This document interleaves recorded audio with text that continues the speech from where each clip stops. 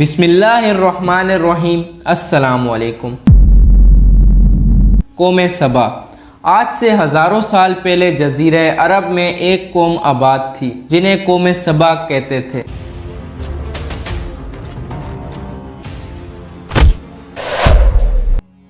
یہاں کے لوگوں کو بہت نعمتیں عطا کی گئی تھی، ہر طرف فصلیں اور پھل موجود تھے، لیکن ان لوگوں میں شرک تھا۔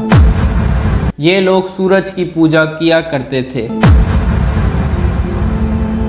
جب وہاں کے بادشاہ شراجیل کی موت ہوئی تو اس کی بیٹی بلقیس نے نظام سنبھالا۔ ملکہ بلقیس ایک قابل عورت تھی جس نے یمن پر 9 سال نہایت خوبصورتی سے حکومت کی۔ دنیا کے بیشتر علاقوں میں جو تجارت ہوتی تھی وہ سبائیوں کے ہاتھ میں تھی۔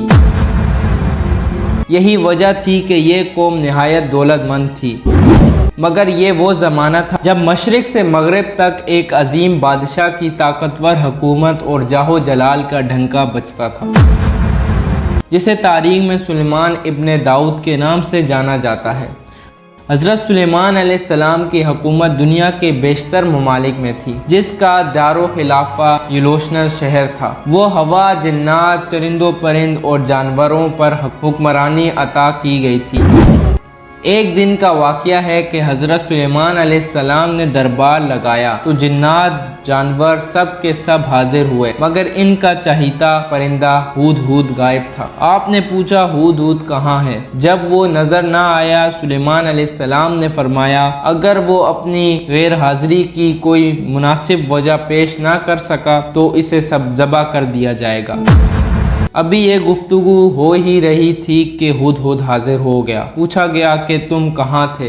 ہدہد نے جواب دیا، اللہ کے پیغمبر میں اڑتے اڑتے ایک ایسے ملک میں پہنچ گیا جہاں لوگ شرک میں مبتلا دیکھے۔ وہ آگ اور سورج کی پوجا کرتے تھے۔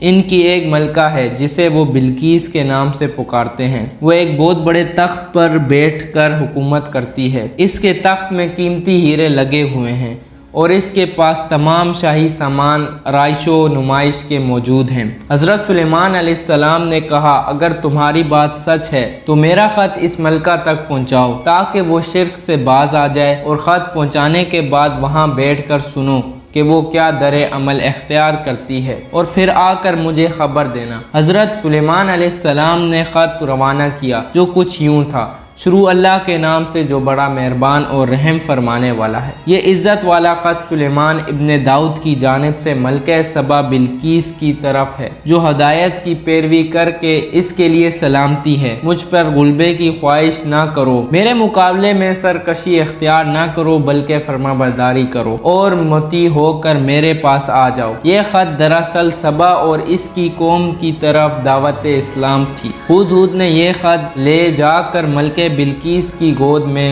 گرا دیا۔ ملکہ کے دربار میں اس وقت 300 کے قریب سردار موجود تھے۔ انہوں نے جب یہ خط پڑھا تو غصے میں آ گئے اور کہا کہ یہ ہماری توہین ہے، ہمیں اس کا سخت جواب دینا چاہیے۔ مگر ملکہ بہت سمجھدار تھی، اس نے انہیں سمجھایا کہ خط سے پتہ چل رہا ہے کہ یہ کوئی عام شخص نہیں، خدا کا کوئی پیغمبر ہے، لہٰذا ہمیں حکمت سے کام لینا چاہیے۔ میں حضرت سلیمان علیہ السلام کی طرف ایک تحفہ بھیجتی ہوں، اگر انہوں نے قبول کر لیا تو بادشاہ ہیں، میں اس کے ساتھ جنگ کروں گی، لیکن اگر انہوں نے تحفہ قبول نہ کیا تو ہمیں اس کی پیروی کرنی ہوگی کہ وہ نبی ہیں۔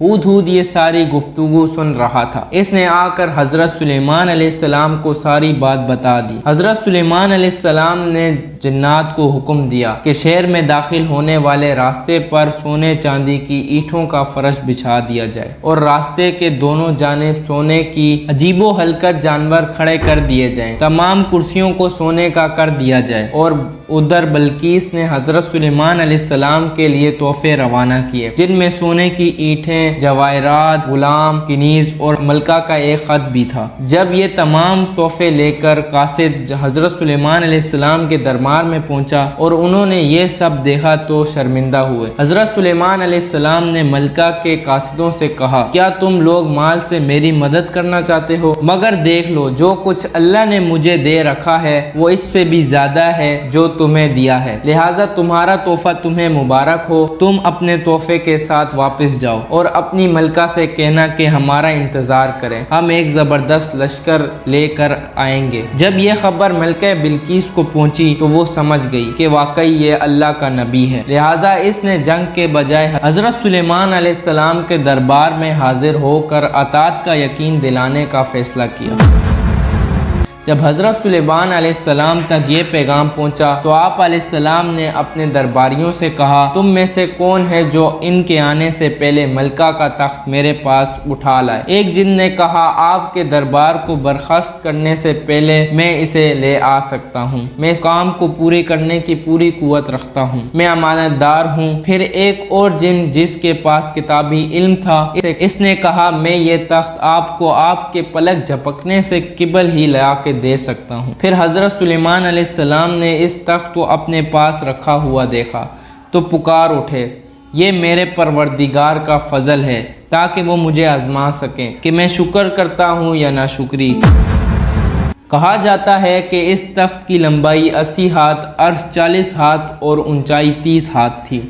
حضرت سلیمان علیہ السلام نے اس تخت میں رد و بدل کر دیا اور اسے پہلے سے بھی بہتر بنا دیا۔ جب ملکہ بلقیس حضرت سلیمان علیہ السلام کے دربار میں داخل ہوئی تو آپ علیہ السلام نے پوچھا، کیا تمہارے تخت بھی اسی طرح کا ہے؟ تو اس نے کہا، یہ تو ہو بہو وہی ہے اور ہمیں تو پہلے ہی معلوم ہو گیا تھا اور ہم فرمانبردار ہو چکے ہیں۔ بلقیس کے آنے سے پہلے حضرت سلیمان علیہ السلام نے ایسی عمارت بنانے کا حکم دیا جس کا فرش شیشے کا ہو، نیچے پانی جاری ہو، پانی میں مچھلیاں اور دوسرے آبی جانور ہوں۔ حضرت سلیمان علیہ السلام اس عمارت میں اپنی شاہی تخت پر جوہے افروز تھے اور شیشے کے نیچے سے پانی اپنی پوری آب و تاب سے بہہ رہا تھا، جبکہ اس کے اوپر شیشہ نظر نہیں آتا تھا۔ بلقیس کو اس محل میں لایا گیا۔ جب اس نے فرش کو دیکھا تو سمجھی کہ یہ پانی کا ایک حوض ہے، لہٰذا اس نے کپڑا اٹھا لیا۔